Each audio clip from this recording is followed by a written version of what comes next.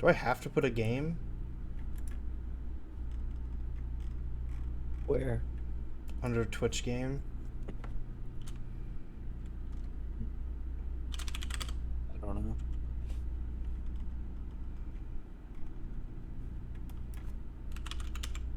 Do hot tub. uh... Yeah, what do... Hot tubbers aren't playing a game. What do they put here? They put hot tub, I'm pretty sure.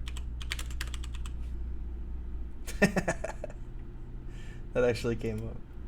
I guess Yeah. we just put chilling or something. Isn't there one for that? Like, Just chatting. just chatting, I guess? I don't know, what else would we put? I'll just put just chatting, whatever. Wayne was talking today about how the hot tub stream or the hot tub tag is like completely modded, pretty much. Really? Yeah, like there's people in there that just stream movies. There's a channel called Mr. Bean Hot Tub that just streams Mr. Bean. Sounds kind of nice. I mean, aren't there channels on like YouTube that just stream like SpongeBob for like hours? There used to be. They got cracked down on. Yeah, last like 2 years have pretty much. That's why I wasn't surprised when we got shut down for Scooby-Doo, because that Yeah. was those were the first ones to. Those are the first ones to stream all the time. All right. Well, today we're just gonna do the most boring, hard to watch content. We're gonna do programming. I don't know how much actual coding there will be, but we're just gonna follow this Unity tutorial and get a little capsule that moves around in an environment and yada yada. Just basic Unity stuff. We're just acclimating ourselves to Unity so that we can make some little demos within that. There are more advanced tutorials, like this cat-like coding tutorial we've been following. However, this movement one seems to be relying on you having done the basics, and I haven't finished the basics yet. So for now, we'll just do one of these more simple ones.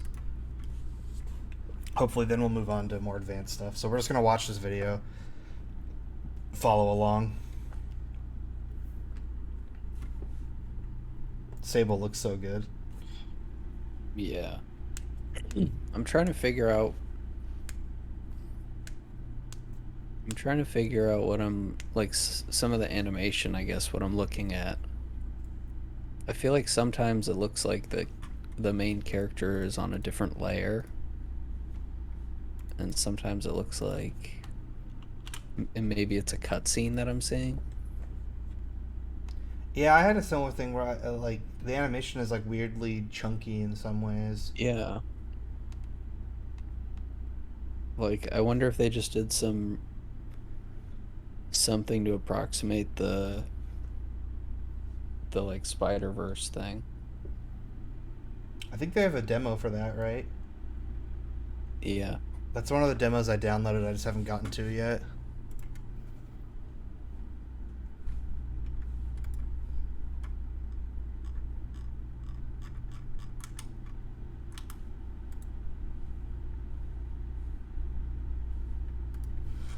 Yeah, this tutorial series has been really nice so far, just going through this.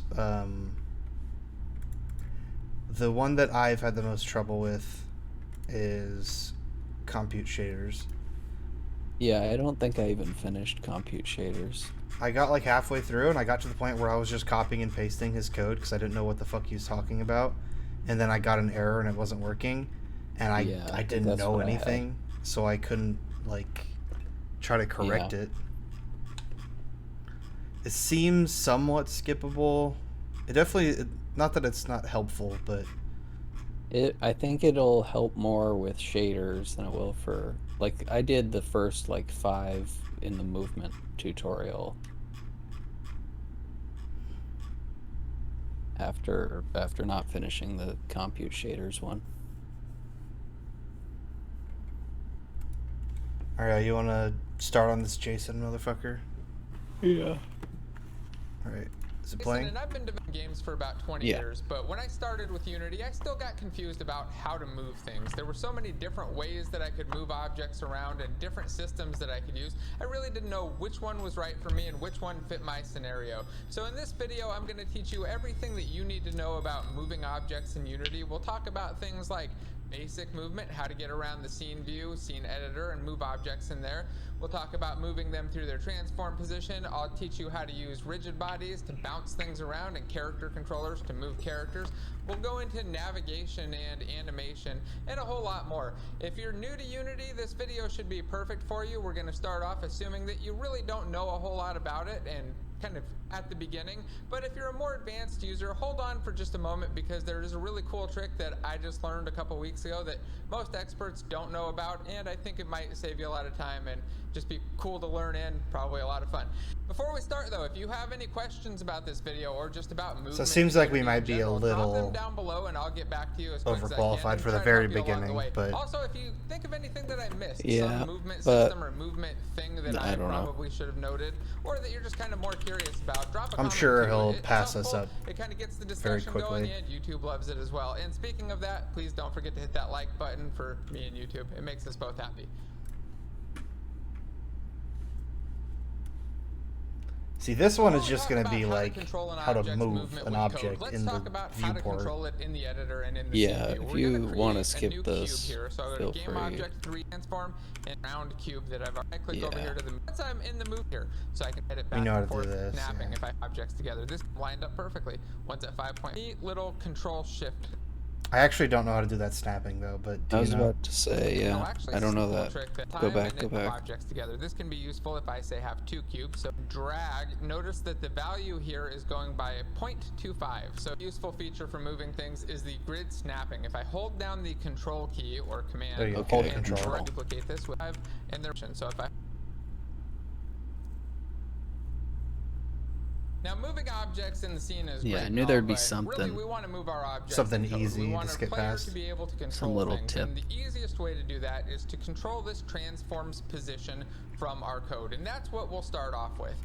Actually, hold on. I need to open up his project file. I was about to say, I want to show you something I saw. How do I open it? I went into the assets and opened one of the Unity. Scene movement.unity. Yeah. And then I think you can open the other ones from there.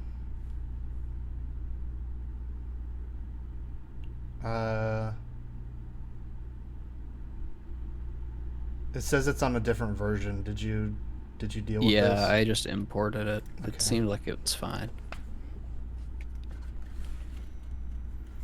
And then he's got all his scripts in here, I'm assuming, too.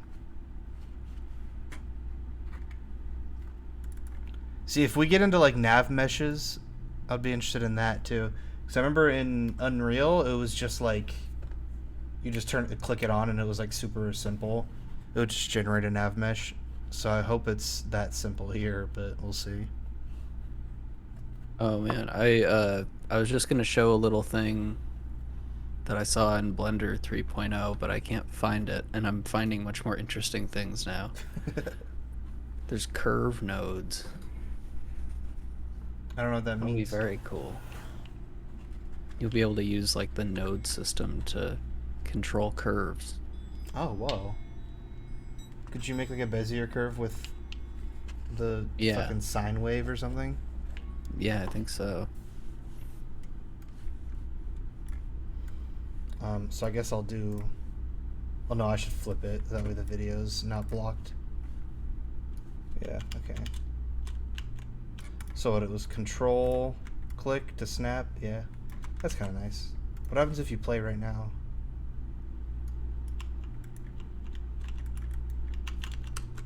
Nothing. Nothing. Where are I scripts? assume you have to put one of these movement scripts on. I don't know, there's nav mesh in here, so.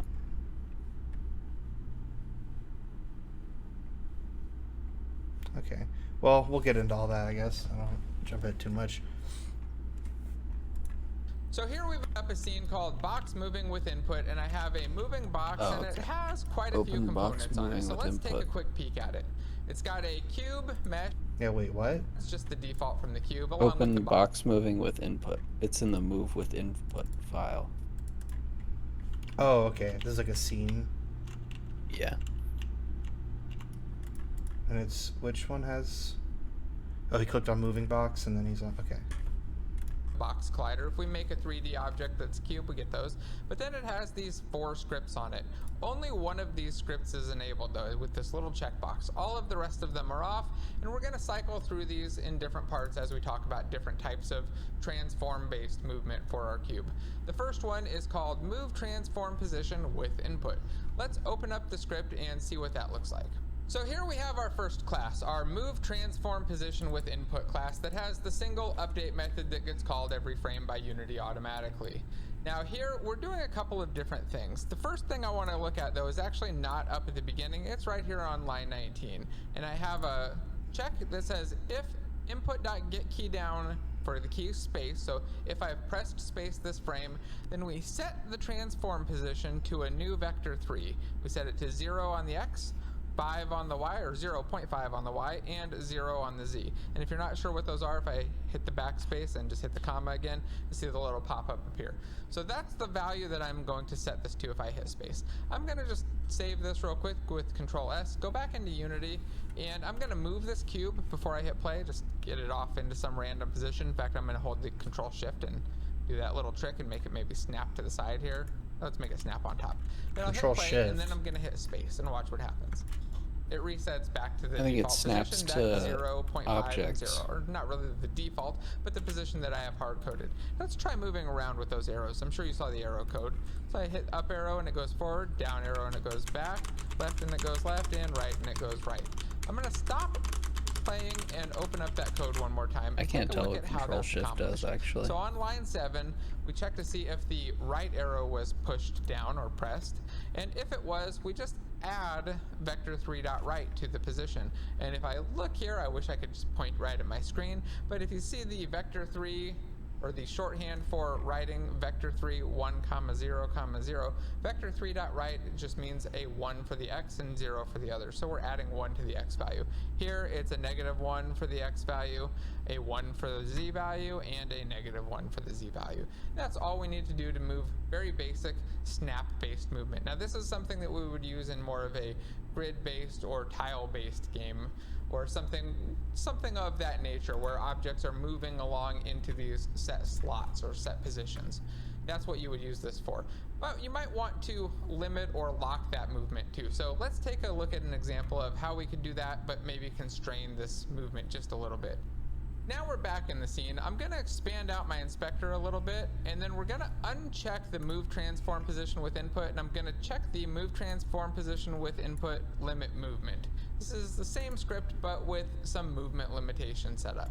So now I'll hit space. I'm going to, or hit play and then hit space, get reset, and then I'm going to try moving around. So I go forward, and when I get to this point, I keep hitting forward, nothing happens. I go left, and it stops me there. Go right and it stops me here, and I come back and it stops me. So I'm limited in my movement, but you may have also noticed that we're going through these boxes. And when we get to rigid body physics and rigid body movement, you'll see how we'll stop that. But for now, let's look at how we've limited the movement based on its actual position. And if you look at the position, you might notice that it's going to -5 here, 5, and all the way over to +5. Let's expand out the script and open it up.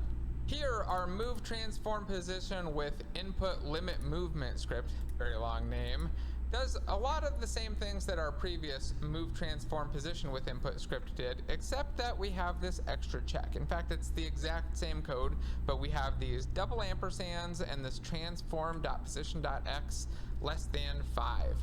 So what's going on here? Do you want to Really, fast we're forward past checking to this? I see feel if like we they've get pressed this. the right arrow, Yeah. and that the position is +5, so that we can't move right if our position has reached I don't seem like I 5 can. than Oh, there we arrow. go. Okay. What this looks like, and this is what ours is in our movement clean. I'm not sure I like this structure. So here you'll see quickly show how I would rewrite this in a slightly easier to read version. I feel And like, that I is mean, so in far what our he's shown is movement cleaned script. So here Basically you'll see what that the all I've cat-like done tutorial is was, taken but this these looks different. if statements and converted them into properties that are named for what they do, so or what they're checking. So here I say if we should move right, then add Oh, the I right see. movement. If we should move left, add the left movement.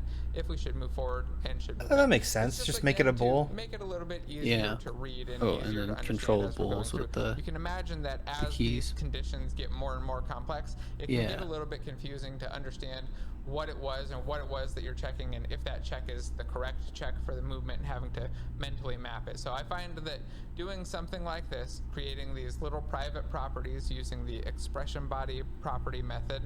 The next movement type we'll talk about is one that I think most people really care about, the one that you're probably trying to use in your game, and that's moving around an object smoothly, more like this, where we have a cube that we can control and just have it move smoothly along and maybe control the speed. Crank up that speed and watch it fly along fast, or slow it way down and make it crawl. Let's try that. 0.5, and you can see it slowly moves along. So how is this accomplished? How do we do this? Let's take a look at the code. Here's our move transform position with input smoothly script, and you'll see that we have a serialized field that's a private floating point value called move speed, and it's that's the defaulted to same 2. as That's cat-like. controlling our speed, and you'll see how we use that on line 11 in just a moment. Next, I want to look at line 10, where we call input.getKey. But this one Here, doesn't I want use to the note boolean. that getKey is very different from getKeyDown. GetKeyDown fires once when we press the button, and we use that for things that we want to bounce around or have step-based movement or single time input reads. GetKey returns true every frame that we hold this arrow down. That's how we're getting the smooth movement. So every frame this is going to be true as long as we're holding it, and we'll add the position, well, with this vector 3.right, but we don't just add vector 3.right. We multiply it by our move speed and by this magical time.delta time. And this is really kind of where all the magic comes from. Time.delta time is the amount of time in seconds since the last update was called, or since the last frame was called. So what this is going to do is smooth out this movement so that we move 2 meters once per second. This update will be called so many times per second, maybe it's 60 times a second, whatever that number of times a second is, over the period of 1 second, the delta time will have added up to 1. So imagine it was just 4 frames. Say we ran at 4 frames a second and each frame was at 0.25. We would do a quarter of it the first frame, a quarter of the movement in the second frame, a quarter of it third, and a quarter of it the fourth frame. Eventually we would make it the full 2 meters. So this is actually our meters per second in movement speed. So all we do is multiply those and we get the value, and it moves nice and smoothly. Now let's talk about rotating, because our current setup really only allows us to move an object in this one world position, and if our camera adjusts, well, we don't have lined up movement anymore. So how do we do that? Well, let's disable this script, and I'm going to enable my move transform position with input smoothly and rotation. We'll start moving around, and here I'm using WASD to move, and Q allows me to rotate along with E. So I'll hit Q and then hit W, and check it out. Now I'm able to rotate and turn. Now let's see what it looked like on the previous one. If I go check this other box, This is and very I've simple. already That's rotated nice. and I hit my arrow keys. This is kind of like notice car that I movement. still This is like a move in vehicle. world space. In fact, I can Yeah. actually enable both of these because I've bound them to different keys. I can use my arrows to move in world space. I mean, this my is- WASD does this to count move as in tank local controls? space I guess- and rotate and control that. I think it's kind of It's tank Very controls, interesting yeah. movement. You So can't let's check strafe out with tank how this controls script works usually, if right? we're Oh, able yeah. to do the rotation-based You would have movement, to, because if you just that's remove the A and usually what we D, want. We usually don't Yeah. want tank to just controls. move And that the is- world space unless we have a fixed camera that's never changing. All right, let's go open this up. And our move transform position with input smoothly and rotation script has 2 serialized fields. We have a move speed for our movement in meters per second, and a turn speed for just how fast we're going to rotate. Here you'll see that we have a lot of the same code that we had in the previous section for our movement, but I've bound them to D, A, W, and S, or WASD. And our D key is going to move to the right, so we just take delta time times move speed, and here we don't use vector 3.right. This is the big difference. If we want to move local to our object or our transform and not world space, we can just use transform.right to do that instead of vector 3.right, which will give us the world space movement. The other thing that we need to note is there isn't a transform.left, but negative transform.right is the same as left. And then we get the same for forward. We have transform.forward and negative transform.forward to go backwards. The other part that's new here is the rotation. So Q is set to turn me to the left. So I call transform.rotate, and we pass in time.delta time and our turn speed, or we multiply this value times that. And then we use vector3.down because I want to rotate in the negative direction on the y-axis. And if I go into Unity and I just look at this, if I just drag this down, I can see the value going down means left and value going up means right. Good way to test if you're just kind of getting mixed up and not sure. You know, you just go in, drag these values around and see what happens. Okay, that was a little confusing to me, but I guess I generally get it. Now the rotation thing. Hold on, should we move to the other project file now? Oh, there's another project file? For a rigid body? Or, I guess we'll see. Oh, it's all the same rigid thing. body movement. This is a very common type of movement used to control objects that need to respond to physics. Here I've set up a cube that we can move around using its rigid body component. Yeah, I've added a rigid body to it, have not changed any of the default settings, and we've added this move with force script. It has movement so force it's value which of one? 10, Where is it? It's under rigid body physics. Kind of see how the Why is it so hard to pause this thing? So I do rigid body physics, not character. Oh, I've seen a game like this before. Oh wait, yeah, we did this. Oh, nice. Okay. So this should be a.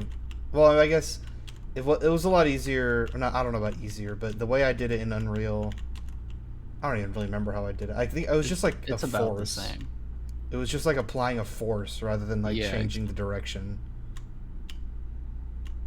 Okay, well I'm in the right one now, so I'll start it back up. Bounces around.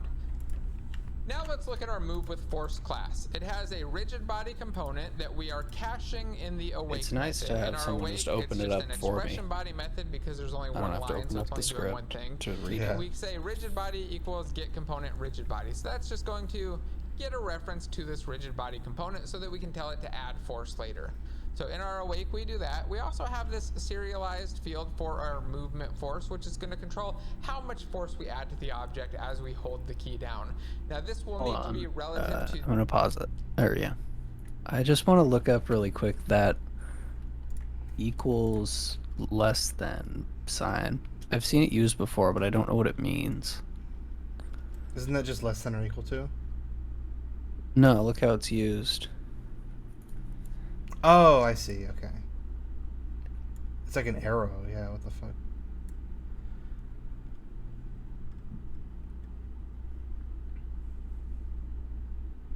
It is the lambda operator. Really? It separates the input parameters on the left side from the lambda body on the right side.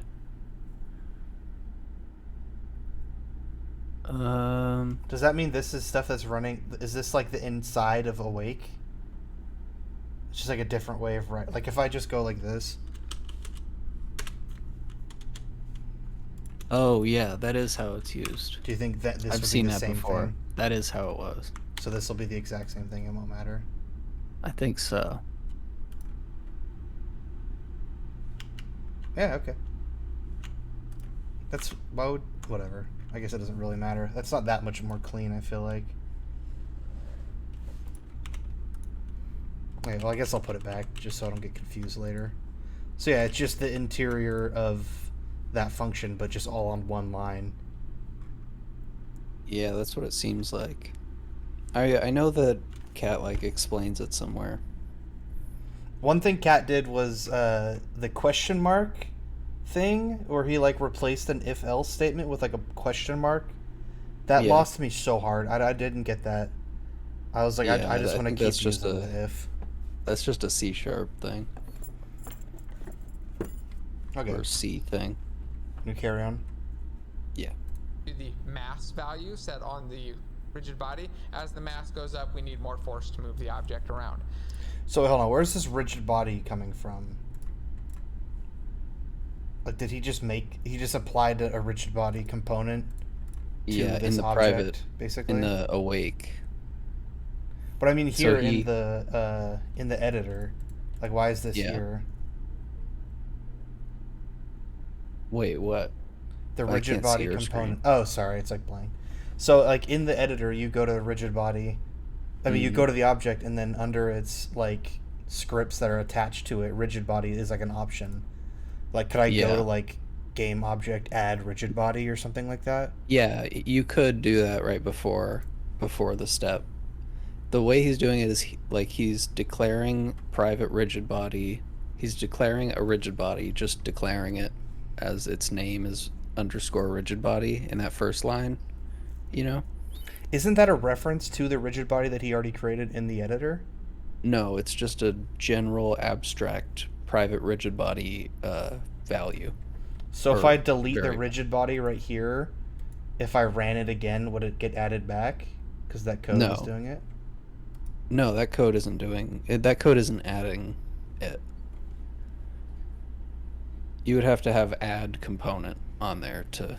There's an add component that does that. So Get he component added the just, rigid body first, and then wrote the script that like has a reference yeah. to the rigid body that already exists.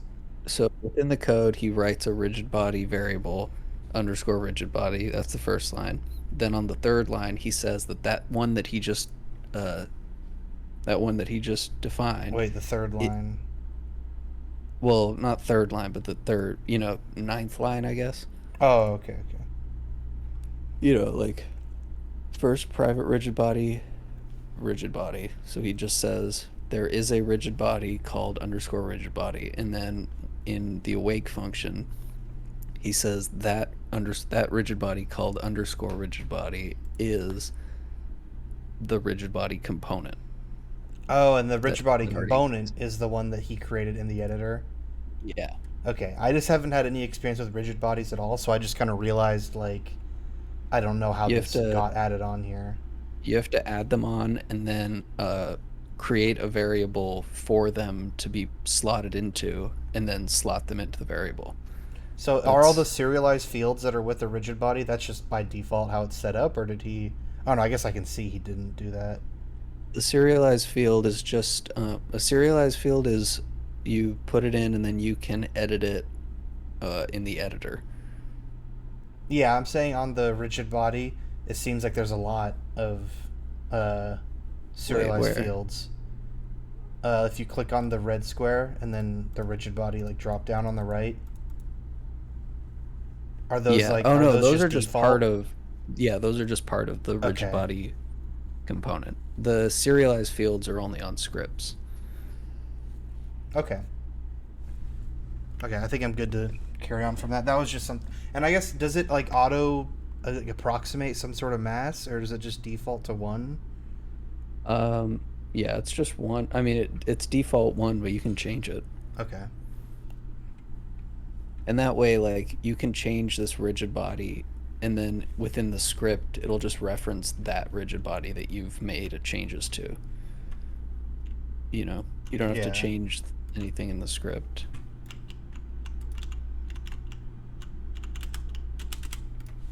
okay. I think I'm good to move on then. I think I get that. Yeah. The next thing we have is a fixed update method, and this is different from our update method. Generally, when we add force to a rigid body, or a lot of physics objects, or doing a lot of physics related things in general, we want to do them in the fixed update. Definitely adding force to a rigid body, though, we want to use in our fixed update step. The fixed update is very much like the update with a tiny little bit of difference. It's where all the physics work is actually done, and it has a special priority so that it can run at its own special frame rate, and that we can have our physics be a lot more reliable and not fall apart when our frame rate falls apart. So we need to do this in fixed update. If we do it from update, So this is the it will equivalent give of us like some issues, avoiding and using event you'll tick. notice them where we get two force Yeah. calls in one frame, and suddenly one This frame is we get a the little boost or a little extra basis of stutter. like In fact, if you why change this code and you go computers can be from fixed bottlenecked by update to either update, you GPU should or be able to CPU. replicate and see that negative behavior, that problem 'Cause where it games starts bouncing will around a little bit and it isn't have as smooth. like Now let's take a look at how 2 it actually updates works. On basically. line 13, we just check to see if the W key is being held down with One that input.get key. is So on the if we're holding GPU W, mostly, it's true. or the And physics then if engine, we I are, guess, we add which is on force the to the GPU. rigid body, giving it our movement force multiplier and vector 3.forward. So this is going to move along that z-axis. It's going to add to the z-axis. And it's just going to make our object kind of push in that direction, which on our cube is kind of making that weird rolling action, which I think is kind of cool. Now let's look at how we can make a cube move around in a more natural fashion, more like a character. Have him maybe slide and bounce into walls and stop. So to do that, we have a move with force use transform rotation script. I'm gonna hit play and show you what that does if we only turn this script on. So I hit play and I roll forward. It's not doing what I wanted, and I can roll to the left.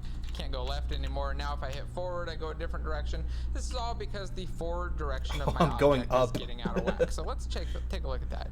If I look at my blue value right there, forward is actually pushing down. And I believe right is gonna push that way. So I hold right and I go that way. Now forward So it's using is pushing local left. So if I rather hold forward, than it's actually gonna roll to my left. like world or something. Not the behavior that our Yeah, player I feel would like want. Really, when he really does, confusing. So if how he, do we like fix this? doing this Well, thing if where I he like reset the shows a transform mistake, position, I feel like and is I kind check of going the over my freeze head rotation boxes because I here, didn't, you suddenly know, I can move I don't really a little know. bit. If I hold the two together, I can move. What but I'm it's no set up longer like. getting that rolling behavior. So why can't I move anymore? It's because there's not enough force to actually give me a slide. So I'm going to crank this force up to 20. Oh, And okay. now I can kind of slide around. So you can see I'm able to slide. I still can't I quite can just turn. fly. So how do I add in some turning? I'm going to add in another script, and then we're going to go take a look at both of these scripts together. So we're going to add in this rotate with mouse script. Now, if I put my mouse over the game view, I can turn it, and I can hit W, and like it moves in the forward direction. I just hit A there to go sideways, D to go left, go back with S, and W, and I can just kind of rotate all around and drive like a crazy man and bump it. Okay, hold on. I need to pause that. I fucked up.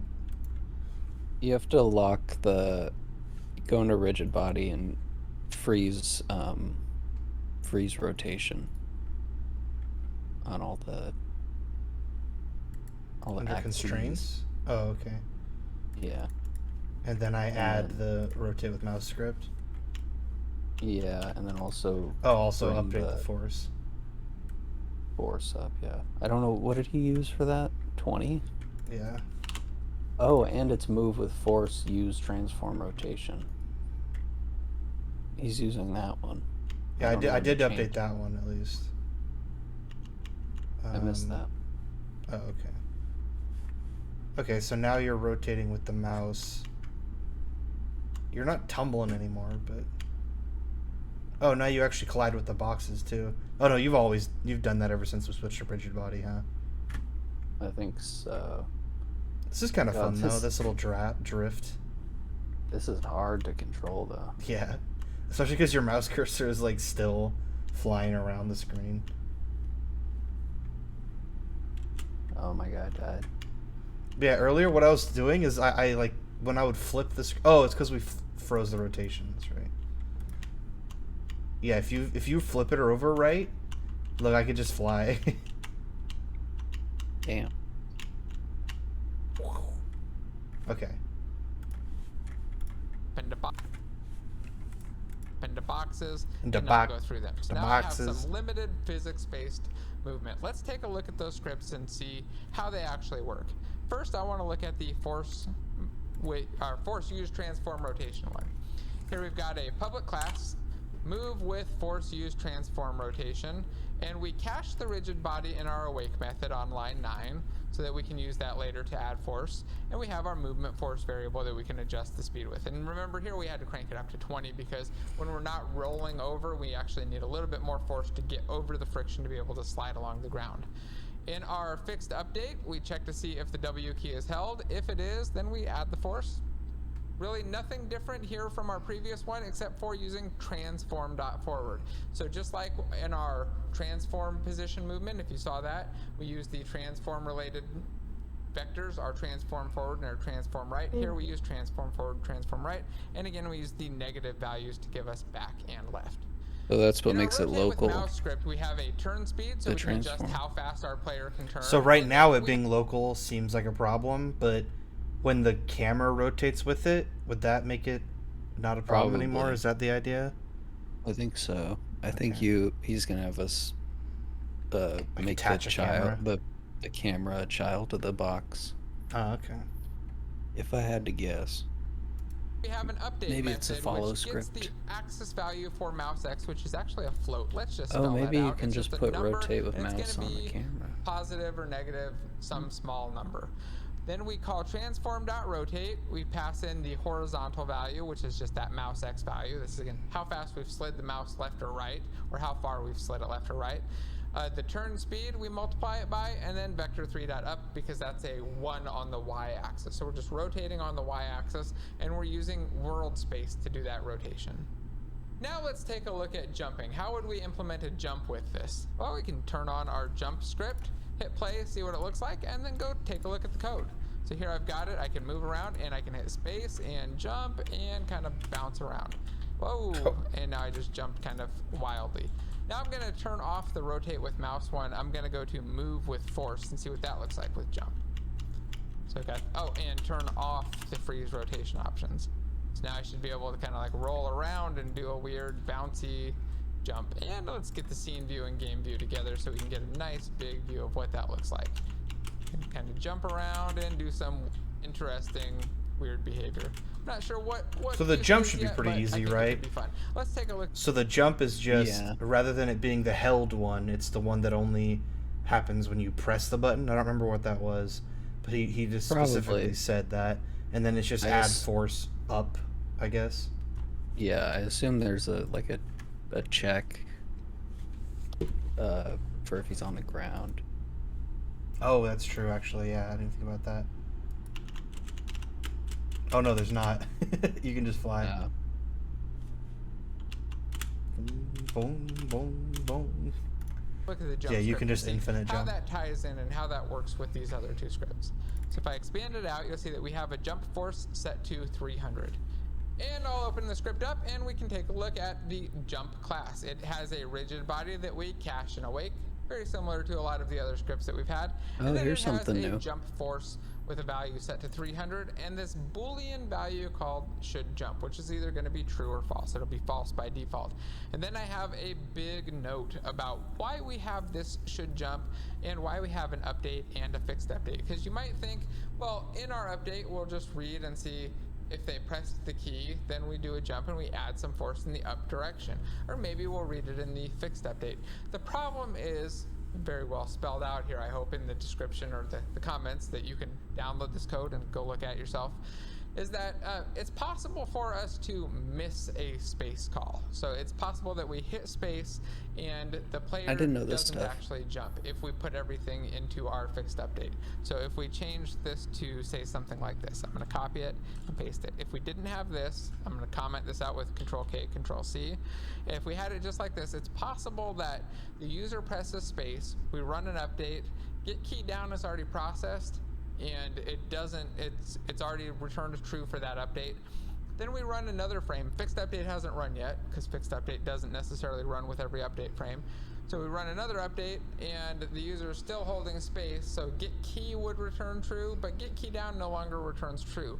And then our fixed update calls and get key down is returning false, and we've missed that jump. So this is why we read our input in update and then we act on it in fixed update when it comes to these get key down type events. If it was just a get key, I'm going to hit Control Z twice to undo that, by the way. But if it was just a get key check, so it wasn't a get key down and it was for every frame, it would be totally fine. That's why we can do that for our movement, but for our jumping, we don't want to do that, and we want to separate this out and really spell out the issue there. I might want to read that paragraph he wrote. Yeah, I read that.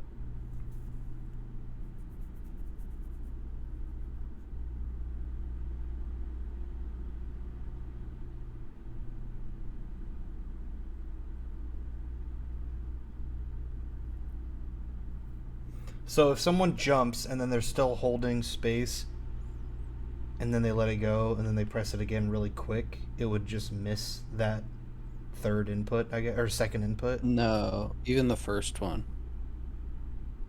It's possible that like just the game lines up in a way where the update frames the regular update updates 2 frames before fixed update updates because they're 2 simultaneous update cycles, but a fixed update is slower or can be slower, I guess. So So he went into why you wouldn't remove update and do it all in fixed update, but why would you not do it all in just update? Like, why do you need one in fixed update then? because the fixed update is the one that controls physics. You don't need to, but it's better because it's better for physics stuff. So this isn't. Um. Oh, I see. So it triggers should jump to false. I guess so. It wouldn't trigger both of these at the same time and do 2 jumps at once by some weird Yeah. thing. If one triggers, the other one won't trigger in that same like cycle, I guess. Mm-hmm. Okay. I somewhat get that. Enough that It's I would just know that to like look out for it, I guess. it's just that 2 frames could pass in the time because a get key down is a single update frame, so it could be lost between 2 frames. An If two update frames is are every going, 2 frames or something? no, update is just variable. Oh, You can control what update is. okay.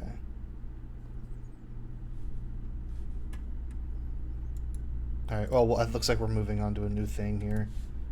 Is there a moving objects? Yeah, I think this is where we're gonna start hitting stuff we don't know much about because I don't know much about physics materials. I don't know where this one is. Well, we'll see. Now let's have a little fun and see what this all looks like when we change our object from a cube to a sphere. So I've got a rigid body based sphere slash ball, and I'm going to turn it on and hit play. You're going to see a little bit of magic, and then we're going to talk about how it's working. So hit play, and I'm not going to touch the keyboard, and look at that, my ball is just kind of bouncing Oh, you turn it on around, in the and it just inspector. keeps bouncing. Now I'm hitting the keyboard to move it around a little bit, and you can see that the cube actually moves with it too. So if I move, I get the ball Oh, it's like bouncing already and in moving here. and the cube moving. I'm going to ignore the cube though and just control that ball. So why is this ball so bouncy and wiggly? And Oh, mine isn't how am I bouncy. making this happen? It's Oh, yeah, it actually is. He's a hitting side space, effect huh? of this sphere collider's material. Oh, wait, is So he? A lot of time people don't notice this, but the colliders actually have a material I option. don't know. If I go Wait, yeah, mine isn't bouncing. Because if I bounce it, my cube also bounces if I hit space. Well, yeah. Yeah, But the his was just sphere, bouncing around. the sphere collider doesn't have a Oh, physics wait. material. Yeah, does he have one on his?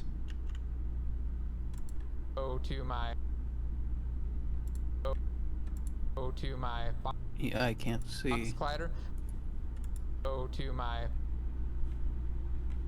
Come on. I think maybe only you can press play. go to my box collider. I could set it Yeah. here as well, and we can just add in a physics Oh, material, okay. and it'll adjust the way that the object responds to physics and collisions. If I select my bouncy one, you can see that I have my bounciness set to 1, which is the maximum. 0 to 1 is 0% to 100% essentially, and I've turned down the frictions all the way to 0. I also set friction combined to average, so that if it bounces and combines with something else that has little friction, it'll average the two out, and bounce combined to maximum, so it'll always be the maximum bounciness. That's a way to allow you to have multiple physics surfaces combine and do what they should do. Here I just really want it to be super bouncy. Now how do we create one of those? So we just right click in the project view, go to create, and choose physics material. Where's that at? Right there. Choose physics material. You can name it, create your own, give it your own settings, and play with them as much as you want. Okay, Add now I them got to the it. two objects that are bouncing and colliding. Try it out and play around. It's a lot of fun, and it gives you some really interesting gameplay options.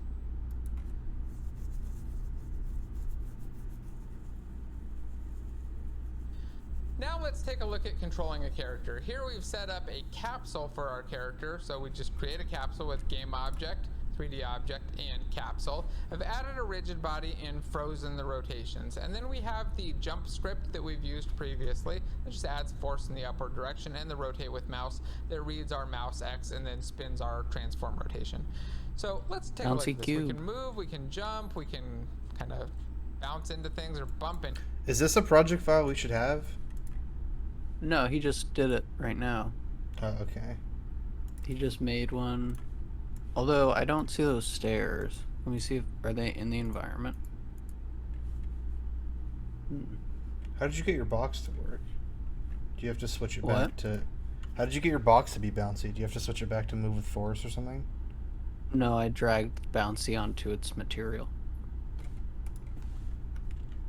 Box colliders, physics material. Oh, I had to jump once to start the bounce. Yeah. I just assumed it was going to immediately start bouncing. Bouncy cube. Let's do move with force and unlock the rotation.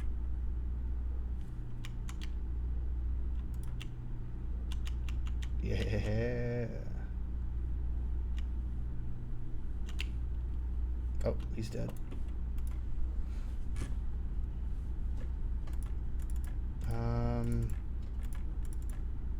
Character controller? Wait, this might actually be the one. Oh yeah, I think character controller is his scene. Oh, okay. Oh yeah, this one has like actual camera movement too. Oh whoa, this jump is weird. You have like accelerated gravity on this one.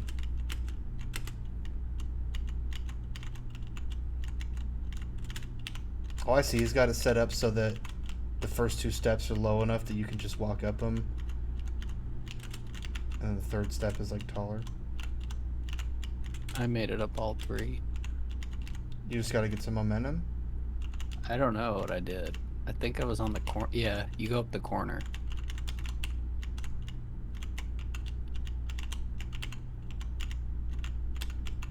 Can't do it. So I guess, I wonder, did he... Is the jump no longer just adding a force? Is it like move up and then get back down, you think? Or did he like accelerate gravity or something? Like how do you think he changed it? I would bet that he sped up the fixed update. That's my bet. Oh, you can do that? You can like change the rate that it fires? Yeah, that's what I Okay. was talking about. It's Interesting. variable. So you could have like, you know, Are both of the 15 updates frames like a that? second. No, I don't think so. Although update you can, I know you can max out, like you can set up max FPS. But yeah, update is FPS and fixed update is the physics FPS basically. So that can be totally variable. So Okay. like the calculations per second. Where do you set that? Does it have like a default and then you have to like put a line of code to edit it? I think it's in project settings, I want to say. Oh, okay. Physics. Oh, you can hold Yeah. space and keep bouncing too. Oh, nice. Okay, well Yeah, let's I watch don't this know next bit. exactly where it is, but I've changed it before. I've messed around with that. Into things that we... I can't really walk up those steps, but I can kind of jump up here. Let's see what the script looks Liar. like, what this code looks like, and how it works. Here we have Exposed. another move with force use transform rotation script, but it also has a clamp velocity feature on it. And if you look at line 14, we're just checking to see if our velocity... Wait, is this even the or- right one? Ours doesn't move with force. What the fuck? It just says character simple move. There's no move with force. I guess maybe we might have loaded the wrong one.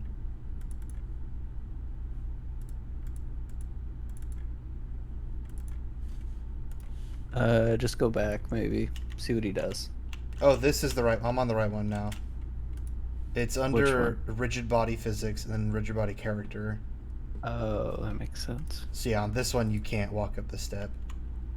He was right. He was right all along. This one also has like actual jumping. Oh, yeah. Well, it has like slow gravity jump. Okay, so this is the right one, I think. Yeah, and that has move with force, use transform, rotation, clamp, yada yada. Okay.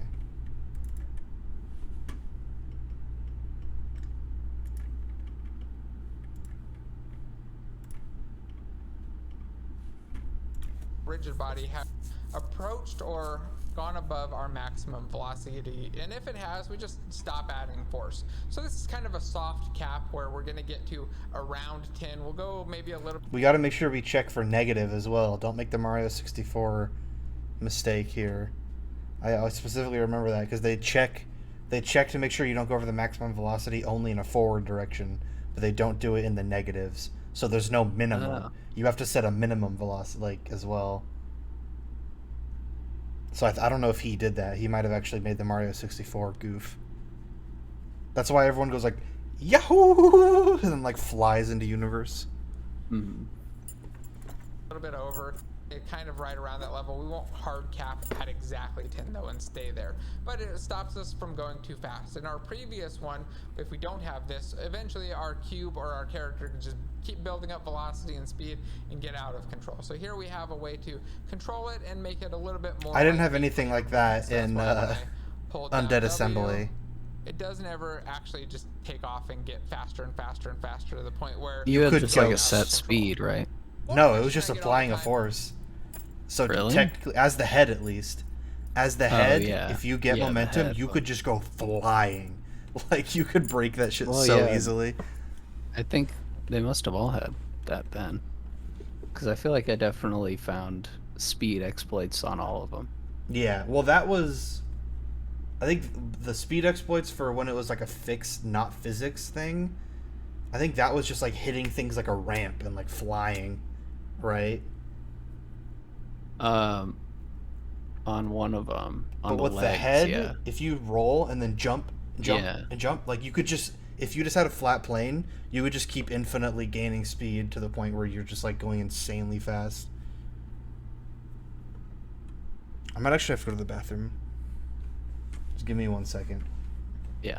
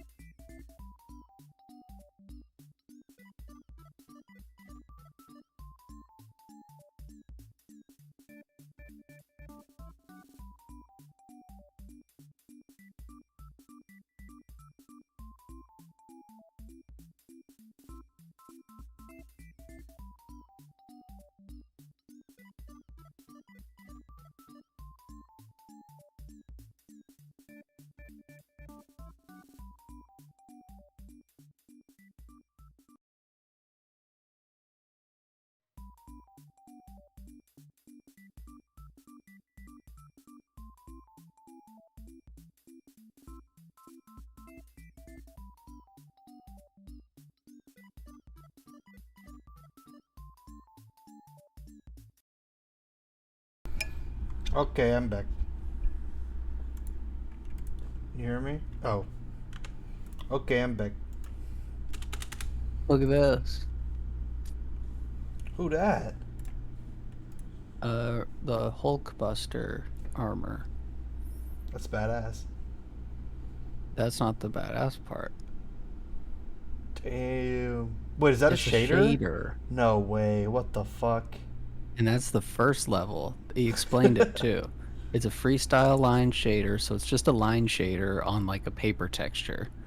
But then he has a metalness map where black value defines certain metalness, roughness, gray defines, or he has like two textures. One of the textures goes to heavy metal, and the second texture goes to light, and it looks like this. Jesus. And this is a shader. That's It's insane. not even a metal shader, it's a metal texture applied correctly. So that's not like a dynamic reflection? No. Okay, still, that's fucking... That's insane. I mean, actually, I wonder if it would be dynamic. Yeah, it is. It just has some issues the because the fuck? texture stays in place. That's crazy. Yeah, this was last year. That legitimately looks like just a doodle. That looks so much like a drawing someone did. Wow. Very impressive. Okay, well, you down to... You ready to continue? Yeah, you gotta press it. Should I use a character controller or a rigid body? What's the difference? Why do they both exist? Well, a character controller is really just kind of an extension of a rigid body. It does a lot of the things a rigid body does, and then a couple more things that characters generally want to do, like being able to walk up slopes and control gravity a little bit more individually, or give some extra, I guess, tight control over an object without scripting too much of it. More character level controls. So let's see what a character controller setup looks like. Here I've Okay, so we're created going a right back. capsule and added a character controller to it. I've added my rotate with mouse script that just reads that X movement and spins us around. And then I have a character simple move script. I'm going to expand it out and show that it has a move speed and it is grounded. That isn't an option we check. This is just to kind of show what it's doing. So I'm going to hit play. We'll take a look at how this moves and then talk about it. So I turn, I run around. You can see I kind of slide along that a little bit smoothly. It's a bit smoother than my default physics rigid body setup that I had. So when I had a character You just that was fly moving off the with a level? rigid body, it doesn't get that Yeah, I don't know same what smooth sliding. I also can just kind of walk up these slopes. Look at that. I can I get feel up like there. it changed. Kind of run up there. It's a When you little jumped bit off the small, level? but I can I get up see. there at least. No. And if I had my jump, I'd be able to jump up one's there as well. unchecked. And I move over here and just fall down. Let's take a look at the There we go. character controller settings now. So we have a slope limit that adjusts how tight of a ramp we can walk up. And we Jeez, have that's all a just built step into the offset, thing? which That's so adjusts nice. how big of a step I can take. So I can go up to here. I can't make that Wow. last step, but if I turn up my step offset a little bit I more. didn't know about this. There we go. Now I can step up there. And if I turn it Whoa. up even That- higher, that like speeds to a us 1, up a not lot. 11, like a 1. That's crazy. I can even step up onto this block here. Yeah, I was convinced we had to slope make is our in own. for the incline. If I wanted to just crank it up and be able to walk up something that's more than 45 degrees, I could turn that up. And the step is for going up those actual stairs. And we do make our own The with the radius and height in the you cat can see in here. tutorial, So if but I go select my character and just start adjusting my radius of the character That's pretty controller, you sick. can see it moves, and that's what it's using for the physics to control the character. It doesn't use the actual capsule collider. And then the height. So if I crank this up, Does you that see mean my if you character's put much like taller. a rigid Sometimes body on our one of radius these, and you could like capsules, knock it or over? Radius and height don't necessarily match our character exactly. We want to What get do them you as mean? close as possible. Like if I put a but rigid sometimes body you on can one do of these some weird boxes that's stuff. just Like, you sitting may even here, have and then I a ran into it character with my controller character that's down low collider, and a thing that's do you kinda think it blocked. would like knock it over? I don't know actually. I'm sure we'll get to that, but maybe that's something we could real quick try to just do, or do you want to just move on? I'll just add a rigid body really quick. I just don't know how to add a rigid body. You just do add component and then search for rigid body. Okay. Should be... I don't think it does. Mm. What you'd probably want to do is add a rigid body on top of the character. just separately. Or But you'd there have is an some empty. collision because I can't just walk through it.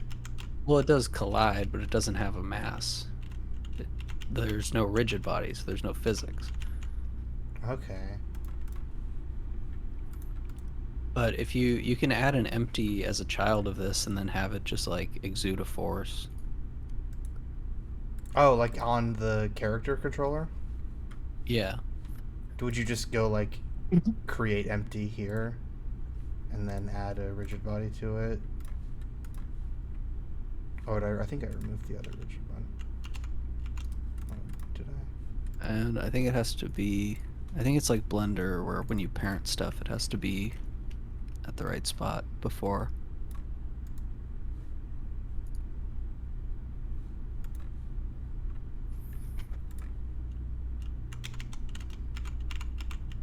Is there anything locking this thing in place that we should look into maybe? Is there anything that's like freezing? Box? Yeah, is there anything he has set up that's like freezing its position or something? I don't think so. Maybe. Maybe if I make it bouncy. What happens if I make it bouncy? Nothing. Okay. This is so dumb. For all the shit I could get done hella quickly in Unreal, making it so that I could just stand on an object that has physics enabled, it couldn't do it. Like that's like the easiest thing is pick up a box, move it, jump on top of it. I could not do it. I could not figure it out. Every time I did it, it would glitch and fly out from under me. In what? In Unreal. Oh. So if we could, if that's like stupidly easy here, that would be a big weight off for me, you know, to feel more reassured leaving Unreal behind. Because in Unreal, I would just check is physics enabled on a thing and then just like change the mass or whatever. So it's roughly the same thing. You just add a rigid body. It seems, at least. There's something missing here. I'm not sure quite. Yeah, we'd have to do a little more work. I just realized. I'm sure he's gonna go into that, so I'm sure we'll get to that. Yeah, we'll just follow along. But yeah, if we could get a physics object that you can push and move around, and also jump on top of, and it doesn't completely freak out, I'll be pretty satisfied with this. Oh wait, Flying is above. kinematic? I think is kinematic needs to be checked. On both of them? I don't think the character has it, but maybe the box. No, box doesn't matter. Never mind. What does it mean when it's not kinematic? What? I think that means I guess it says don't it when you mouse over it, doesn't it? no, Oh, or shit. maybe no. Usually it gives you something. That's annoying. Oh well. I'm There's gonna a remove health this. box I'm gonna next to delete rigid these. body. I'm gonna delete the empty and I'm gonna delete the rigid body. If enabled, the object will not be driven by the physics engine and can only be manipulated by its transform. Oh. So we do want that on then. If it is enabled, the object will not be driven by physics. So you want it on. Oh. How is that kinematic? I guess I'm thinking of like kinematic equations. I'm not thinking of like Yeah. what is actual kinematics? Whatever. All right, we can finish this. It's just moving back and forth. It's like kinesis. So that would be for like a platform that like Yeah. moves side to side that you want to jump onto. Mm-hmm. Okay. So that you could collide with it and also have it be moving. But you're not gonna Without- like knock it out of the way. Yeah. Like a hovering bird with character controller part that's moving around is controlled down lower. I need to You go do back. some I don't know what weird you just stuff. said. Like you may even have our radius and capsules, or radius and height, don't necessarily match our character exactly. We want to get them as close as possible, but sometimes we need to do some weird stuff. Like you may even have a character controller that's down low and a thing that's kind of flying above, like a hovering bird with a character controller part that's moving around is controlled down lower, or the whole body or something. So let's take a look at this code. We have our character simple move script. Character simple move caches our character controller in awake, And then it has this public bool is grounded that again is just so that we can see it in the editor. And we'll talk about that after we look at this code. Then we have a fixed update method. And the fixed update, we read the horizontal and vertical axes into these two floating values. These are actually set up in edit and then project settings and input. So here's the input manager, and I've expanded out horizontal, and you can see that the left and right, or A and D keys, control the horizontal, and if I expand out vertical... Oh, this is like exactly the same as how it works in Unreal. There's also another horizontal and vertical down here, by the way, and if you look at this, the difference here is that this is set to joystick axis. So this is actually going to read from game pads or controllers, where this one is going to read from key or mouse. And it can be a little bit confusing. So does that mean this works with a controller? You can kind of set up keys and buttons. Oh, it does. Usually it does. Things, right? This, So no, I'm saying like you this might thing think he that if made you didn't have works this with a one, it would controller. still work. It won't. You need to Usually, have both of like these anything that enabled works if with you the want to be able to read WASD from the works with a keyboard controller in and the Unity. controller. Oh, They're okay. actually separate. That's why they're duplicates. It's The joystick doesn't intentional, work though, and I a little can't bit jump. confusing. I understand Whatever. that. All right, so let's go back into our code. We read those two floating point values that are either going to be 0 or a value between -1 and +1. So it'll be positive if I go up or right, and negative if I go down or left on my controller. And then we give a new direction, or we create a new direction, a vector3 named direction, by passing in the horizontal for the X and the vertical for the Z. We create a movement vector, and we do that calling the transform.transform direction. And this is kind of where that magic comes in, that's making it map to world space or local space, where it actually controls our character and we can have the camera snapped behind him instead of moving around in world space. So instead of using like a world transform, we're creating this local transform here. And that's all this is. This movement transform direction just takes a world position like forward and converts it to my local forward. And multiply that by move speed.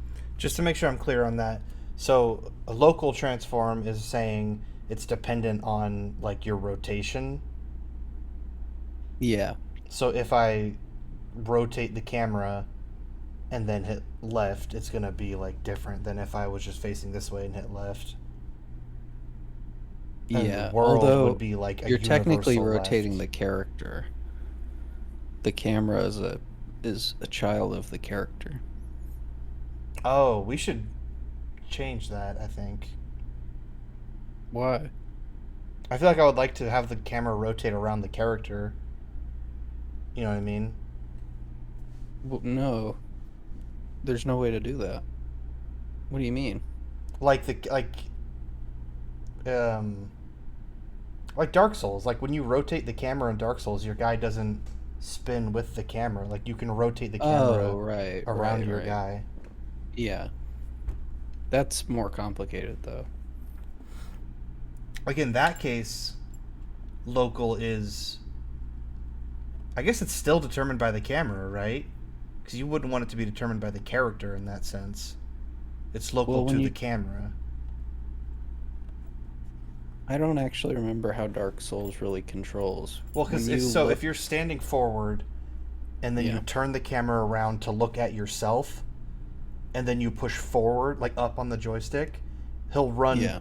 He'll turn his back to you and run away from the camera. Yeah. So that means it's local to the camera, not the character. Because if it was local to the character, he would run towards the camera when you held up, right? Yeah, but that's not comparable to this system at all. Oh, okay. Because that one is like you have a script controlling the camera, and you have a script controlling like the forward, like your intended look or your intended looking angle as well. Okay. This doesn't really have anything like that. Well, in the case that we make like a third-person game, I don't think making the character rotate with the camera is like ideal. So I think we'd need to figure a way around that. Part of it too is you're not actually doing that. Like you're rotating the capsule, but you're not rotating the animation per se. Like the character stays rotated. He Guess could that would stay in make the same sense. spot, and then it would work exactly like this. You would just have the animation point in the direction of where you're facing. Okay. So I guess that's the third layer that's missing. Is the camera, animation. the character, and the animation itself. Okay, that makes a little more sense. That helps. And we call character controller.simpleMove. I'm going to add a space here. Character controller.simpleMove returns back whether or not the character is grounded, which means whether or not the character is on the ground. So we call simplemove, we give it our movement amount that we want to move, and we just get back whether or not it's on the ground. We're not doing anything with that, we're just kind of putting it into the editor because I wanted to show that we can read that and we can use it if we need to. So that's how you would prevent infinite jumping. I'm going to go in here. I'm going to go back to my game Oh, view, his thing doesn't have infinite jumping now. Character selected, and I just want so you to he must have a is check for that part. somewhere. So let's change the height back here to 1. Or what was it? 1.8. There we go. Now watch the is grounded value. If I go up here, I'm still grounded. You can see there's a little bit of a period where it drops, and if I drop off the edge, a little spot where I'm not on the ground.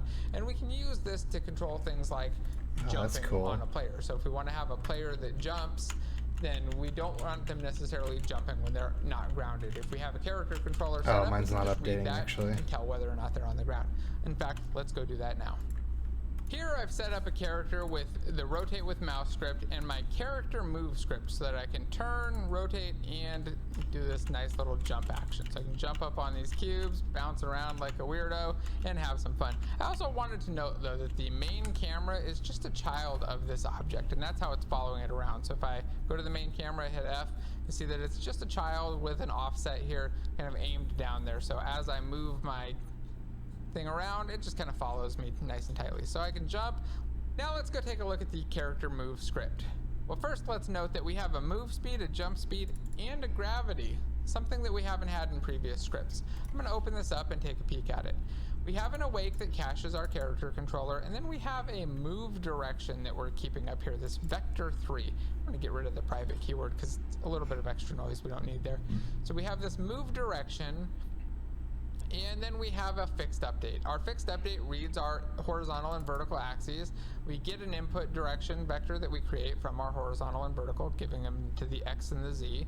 We transform that into our local objects transform, so our... Real quick, why is this a float for the horizontal? This is like how much you're pressing left or right, right? Like where? With under fixed update, float horizontal and float vertical, they're just like the input axes. Is that so that if it's a controller, because like with a keyboard, that's a boolean, right? It's like pressed or not pressed. No, I don't. No, get access. So that allows you to do the WASD and the controller at the same time. Okay, so if it was get just access is just like Unity's like abstract access for controlling. Oh, this is like the mouse, or is this is A and D still? It's A and D, but it's also the joystick. Stick. Yeah, it is a float, but by using float, you could also use a controller. So if I for sure was never going to use a controller, this could just be like simplified. It's like for the joystick, basically. Yeah, I guess so. But this also makes it. It seems like this makes it easy. Well, actually, I don't know where horizontal is being used. Oh, yeah. Yeah, I mean, if you did that, it would... I think you still would want that because it's choosing input direction. So that's what makes it smooth. Oh, okay. I guess it's like, as it is right now, it's not that smooth because if you're using the keyboard, it wouldn't be, but you could then take that input and then like smooth it out and have the input direction still come out as a float. Because with the joystick, I can press it a little bit to go slow and then full press it to go at full speed, so it does take that into consideration. Because he's building a vector 3, so you'd have to do you'd have to do a little extra like step to convert whatever boolean you had into a float for the vector so it'd just 3. be an unnecessary. Yeah, I guess so. Okay. Our will be forward for our object. And then we take that transform direction and we're putting it into this vector 3 called flat movement. And you'll see why in just a moment.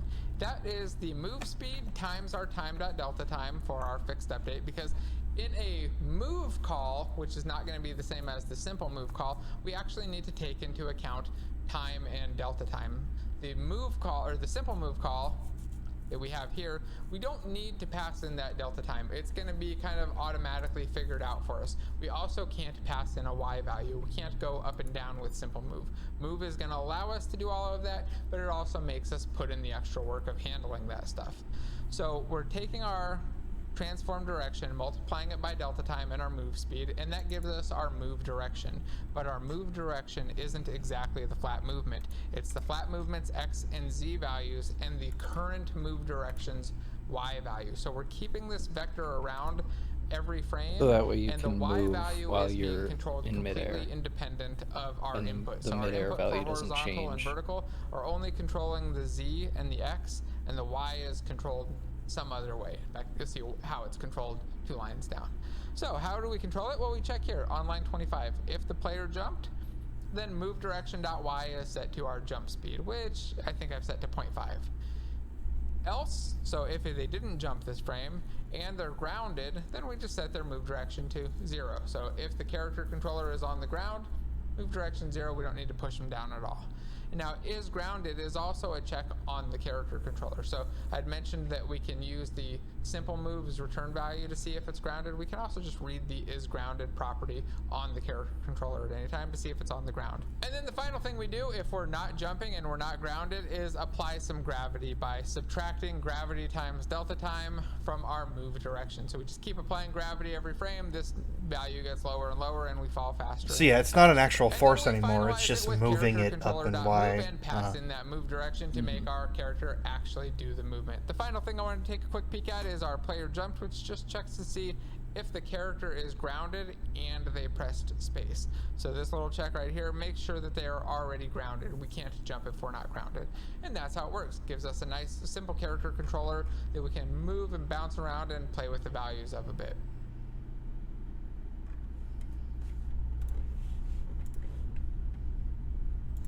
Navigation is another type of movement that we use a lot in video games, where we want a character to kind of figure out its own way to a position. We don't want to necessarily script that it moves from point A to point B to point C and then figure out all of the code to move it to a specific character or any of that stuff. Instead, we can use the built-in navigation system to do a lot of that work for us, and you'll be amazed at just how easy it is to do. So here I've got a navigation setup just to show kind of what it looks like, and I'm going to hop into game view, click around, and watch my character move. So I click and the character moves to wherever I click, if he can get there. He gets at least as close as he can to it. And the camera is just stuck behind him, so it just kind of moves. I'm going to click right up there and watch as he just kind of finds his way up the ramp. So how does this all work? How do you set it up? Well, there are a couple of things that are important to So note the here. character controller First, would let's be take a look better at for the like character. bots, Our probably. character is set up That's what with it a seems capsule, like, yeah. just like every other character we've made, where we go to game object and choose Or I to guess So- nav mesh agent is the real thing. This is what I was doing for the... You remember that thing where it was just like a little wet city that a bunch of Unreal dudes are running around in? Yeah. So it was just like it would get the nav mesh, and then I had a function that would grab a random spot in the navigatable radius and then just like put that as its destination, and then once it reached it would just get a new one, so it was just constantly roaming. So we could probably do something very similar to that with this system. Seems very straightforward. Well, let's see how he does it. capsule. I've added a nav mesh agent component that's already built in and a nav mesh character. I have not changed any of the defaults on the nav mesh agent script, and we just have this character. But I've done a little bit more to the scene, and this is the really important part. If we go select the environment here, which is actually all of our objects, I'm going to go to the scene view, go to environment, and just turn it off and on. It's everything except for the camera and the character. Notice that the static checkbox is checked. If I drag this over and expand it out, the really important one here is navigation static. I can actually uncheck this and hit yes, change children, and just check the navigation static and hit yes, change children again, which is going to make it apply to all of these children down here under the environment. So if I just have that, it's enough to allow me to do my navigation, but not alone. I still have to do more. I still have to get to this navigation window and tell it to do a bake. Now, if you don't have the navigation tab open, you have to find it through window, and it's currently under AI and navigation. It may move, it seems to move a lot, so just be ready for that. Now, when I've gotten this window open, and by default it's on the object option, it's just showing me the environment. There's really nothing here, but if I select the ground, you see that it has the navigation static checkbox here. So this is another spot where I can set that. I can go through and click on each one of these and set the navigation static option. I can also set whether they're walkable, not walkable, or if they're like a jump area. Now, I've got all of mine set to walkable because I want to be able to walk on all of them. And I need to go to the bake tab. I've already done this, and that's why this is blue, but by default it's going to look like this. You're going to go in and it looks like this, and you go, oh, well, I don't have my blue part. He already baked Maybe it. you don't even have this on, and you go hit bake, and you go, oh, I still don't have my blue part on. So what you need to do is make sure that you've hit bake and that you have show nav mesh checked, then it'll show up. If I hit clear, it should wipe it out, hit bake, and it should reappear. Now, it's really fast because my map is tiny and the computer's fast. The speed may vary if you try to do this on a giant world map, but on something reasonable, it should be almost instant or really, really fast. There are also some options here that you can adjust for the radius of how big a character has to be for when it's doing this generation, and how big it thinks the character should be, and how far they can jump, how far they can drop down. A little bit more advanced stuff that we're not going to dive into today. But those are the two important things. There's also an areas option where we can set costs of areas so that they'll prefer lighter areas or easier to walk areas like or swamps, for example. And then there's some option for controlling agents and making different types of agents that have different settings. I like that. Again, we won't dive too deep into that. I just want to get at the character and see how it all works. So we have the nav mesh agent and we have this one script. Let's see just how much code I had to write to make it happen. Oh, that's it. So we have our nav mesh agent in awake being cached. And then in our update, we check to see if the mouse button 0 was pushed down. So if I left clicked, mouse button 0 is the left click button, and down is the event when I fire or when I first click it. And if so, we create a ray. A ray is just a invisible imaginary line into the world, and we're doing it from the camera using our screen point to ray and giving it the input.mouse position. So what this is going to do is create an invisible ray into the world from wherever we've clicked, and it's going to go intersect with whatever object we've clicked on, essentially. Then we'll get a Boolean back when we call our physics.raycast, and we pass in array. Now, there are a lot of ways to call a raycast. This is just one of the many, or one of the easier of the many ways. You can also pass in a bunch of parameters. I like to do it this way though. Create the ray, pass that in, and then we take an output parameter of hit info. Now, I'm assigning this to a bool. We could also have this inside the if statement, but I want to make it very easy to read. So we check to see if we hit something. So if the raycast actually intersected with something, so we actually clicked on an object that had a collider, then we figure out where we clicked, which is that hit info.point. It's actually part of this. We're not really figuring it out so much as putting it into a named object or a named vector. And then we tell our nav mesh agent to set the destination. And this is it. This is all of the work that we're really doing. The majority of everything else is just figuring out where we've clicked, and then we just say, hey, go to this point. So if we have a thing or a place that we want it to go to, all we have to do is call set destination and it will go there. If we want it to move to another object's position, we just give it the object's position and it will try to move there. That's all there is to it. Navigation is relatively simple for the majority of stuff. There's also a project on GitHub for the newer navigation stuff. I would look into that. It may or may not be into the package manager when this comes out or when you watch this video. It's kind of constantly changing, but the navigation system is just getting better and better and more powerful. You can do navigation systems where they walk on ceilings, walk on walls, do all kinds of fun, cool, and interesting stuff. So it's a neat way to move things around, and it's really, really accessible. I didn't know any of that. Easy to use. Here we go. Now let's look at animation as a way to move objects. A lot of people overlook this as a possibility. Oh, as a way to really move the object? To move objects when we have a set pattern or set movement that we want to do, and we want to be able to have some tight control without having to write a lot of code and having to manage that. We want to be able to maybe easily change it. So here I've set up my character controller character scene, but with an animating box in it. And I'm going to go to the instruction tab, authentic. That's not what I expected. It's Let me on threatening. him. Get It's on it. threatening me. Yeah, I got on top of it. I win the game. This is another thing, frustratingly, I never got right in Unreal, is like moving objects like that, like trying to make like an elevator or like a sliding door or something like that. I always had it was always tied to the frame rate. So like whenever if the game would lag while it was going, what I would do is I would make it slide up and then right at the last second, I would just I would have it run like every frame add X amount to the Y axis, so it would like slide up for like a fixed amount of time, and then after the time elapsed, I would just say set position to this, so it would just go like Damn. zzz, and then it would just clunk into place, just to like ensure that it would 100% make it. And most of the time, it would have like a little jolt at the end like that. So again, I You don't gotta know do if stuff like this. this is fun. This thing is intense. I don't know why. It's giving me an intense reaction. It's got a like a menacing aura. Yeah. I had kind of an idea for a short-term project we could do that involves UI and also physics, but I don't know how I could explain it. Basically, it's just I've had a vision for a UI, like a start screen or like a menu for a while, but it's kind of hard to... I guess I'll try and maybe make a version of it in Blender first.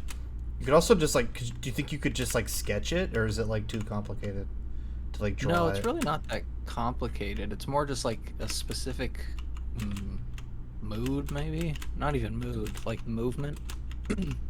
Look at this advanced strat. Blah.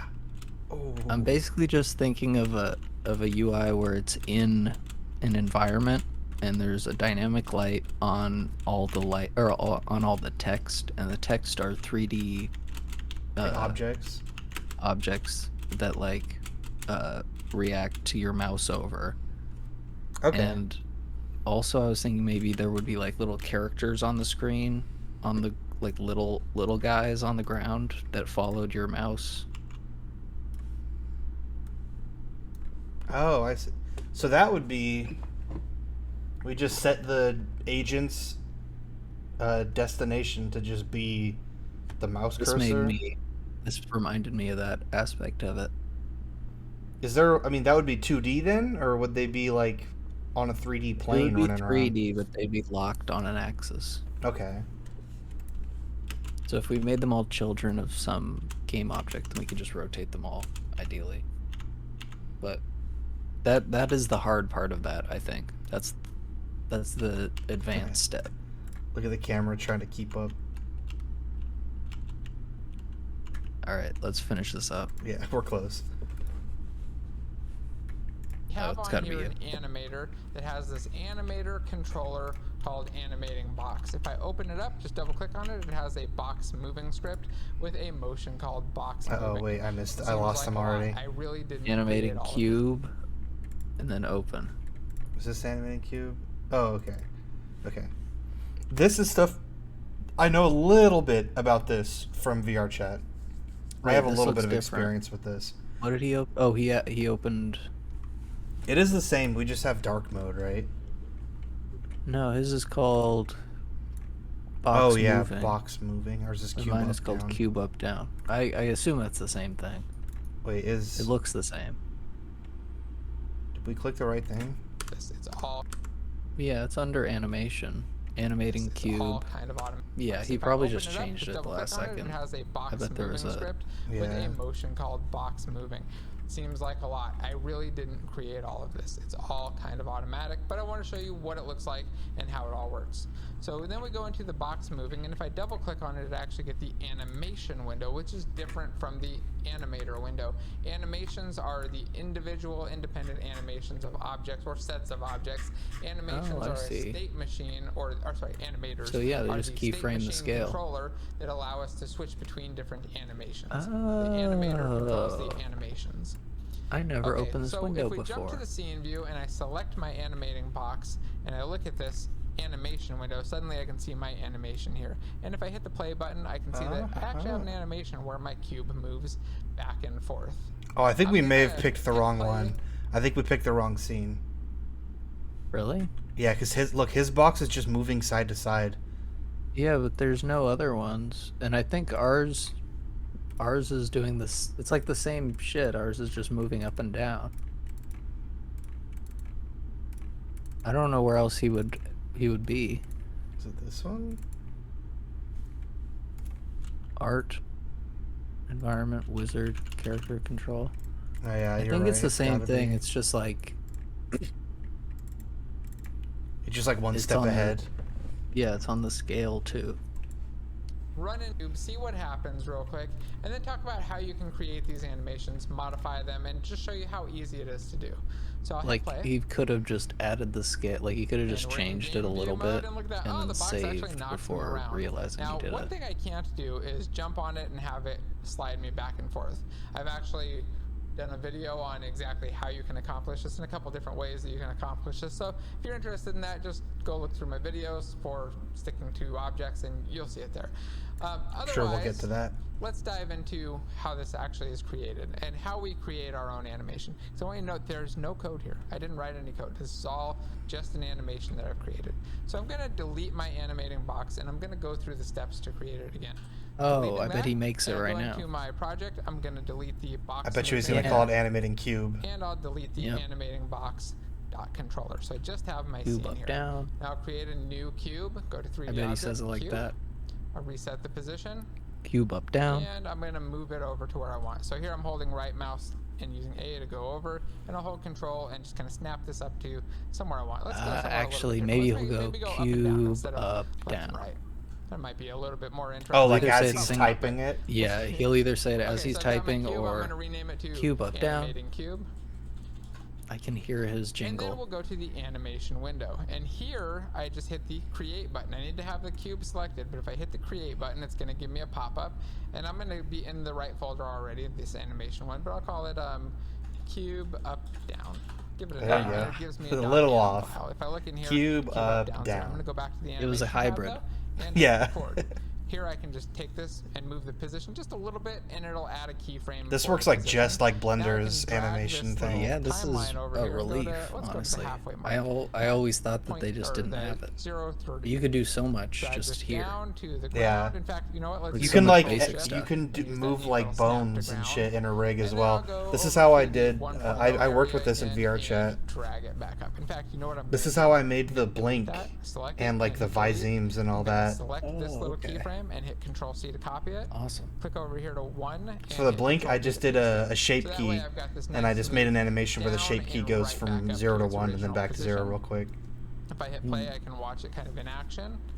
And if I hit play in game, I should be able to see it kind of pushing up and down, stomping. Now it's going to act a little bit weird on me and just kind of knock me out of the way. Oh, because whoops! I had to plug my headphones.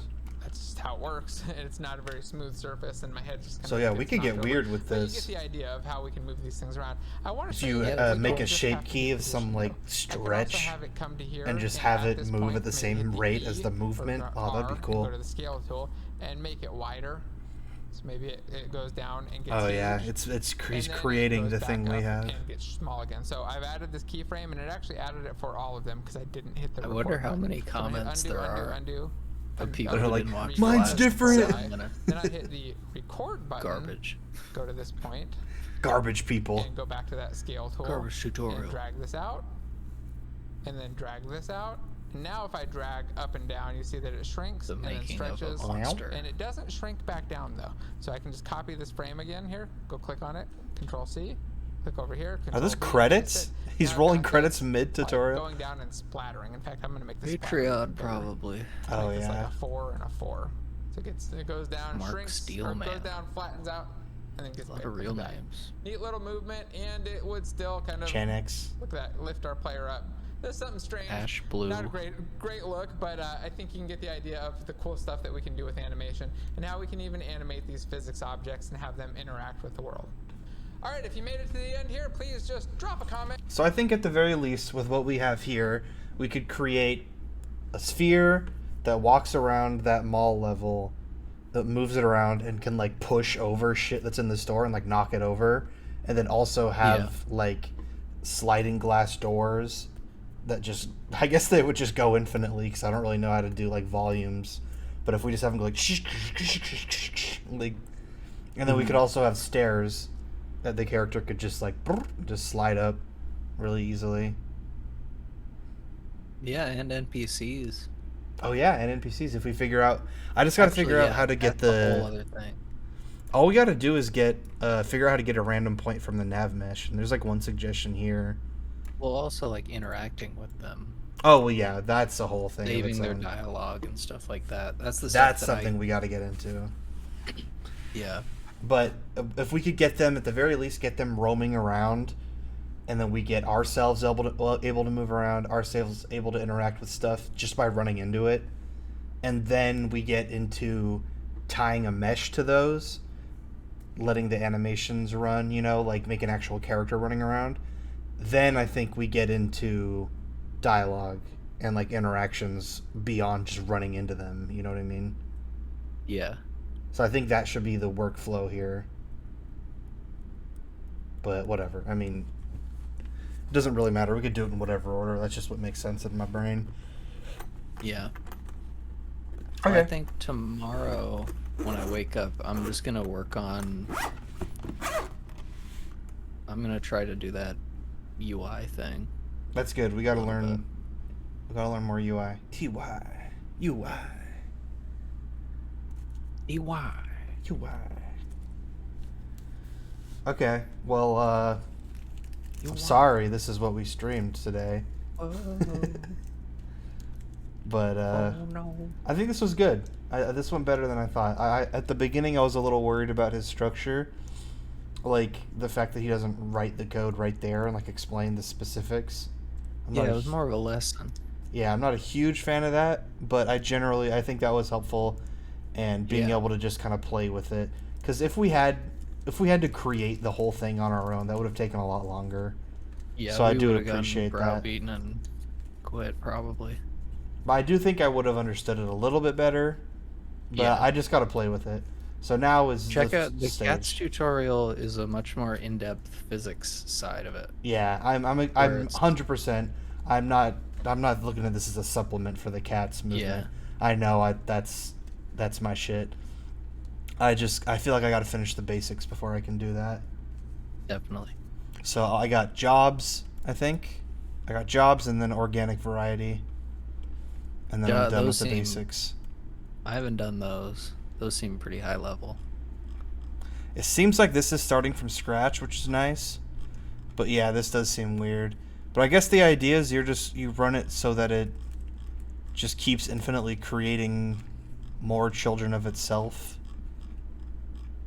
Yeah. This looks crazy. But yeah, okay. Though I mean, I think we could keep doing this, honestly. I'm down to keep doing jams like this where we just kind of like run through, whether it's running through a tutorial Class. or if we're just making a thing. Yeah. Just go through a class of some sort. Yeah, like just do a lesson. Maybe we could. I mean, you said you haven't done the jobs one. Yeah, I haven't. I mean, this one's complicated. Is it starting from scratch? Yeah, I think it's starting from a fresh thing. Okay. So maybe down we to do run that. through jobs tomorrow. Yeah. That might not That'd be be. It's a little less because there's no video. I guess it's a little less for the stream, but I think we'll be able to control the pace a lot better. Yeah. Maybe we do half of jobs tomorrow. Usually I do Yeah, them in we'd halves. probably go long. But yeah, okay. And like I said, I mean, this one we have a lot more like instant. What's the word? Results, I guess. Like we're able to just play with it right off. Whereas jobs is going to be a lot more technical, I feel like. Yeah. But we'll have just like cool stuff to look at. But yeah, okay. Yeah, I've done something similar to it before in Blender. Yeah, I remember you working on the Blender fractals. I thought it was in this, honestly, when I saw it. I just assumed you did it through this tutorial, but I forgot it was in Blender. Yeah, Blender that required some help. I think I had to download somebody's shader or something. Or no, I don't even remember how I did it now that I think about it. I couldn't tell you how it works. I mean, I remember you sending it in the Discord. Maybe if we scrolled back to when you sent it. I remember. I think it was volumetrics. You use volumetric fog and you define the density. That's what it was. The like really creepy like pink and purple looking thing. Yeah, And, like that all thing you white sent. cloudy thing. And then you sent, what was it? Big Hero 6 after? Yeah. Yeah, it's a volumetric fog and then you define the density by Yeah, like here, I'll show it on stream. I found it when you sent it. You just said, you just said, I figured out Fractal last night and sent this. Yeah. That looks crazy.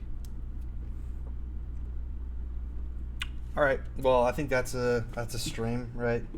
We could call it there. An hour and 40, so we went a bit over. But I felt like I had good energy throughout it. I didn't feel like it was dragging or anything. Yeah, the guy was it's pretty good. The tutorials. I think I might come back to that channel. He did a pretty good job of running through that. Yeah. Okay, well, thank you for watching, if anyone did. Hey there, today Oh, we've been shut up. games for about 20 Wait. years, but when I started with Unity, I still Why got did this confused about start how to playing move 2 things. videos There at were so once? many How did he different- do that? That was confusing. Okay. Bye-bye.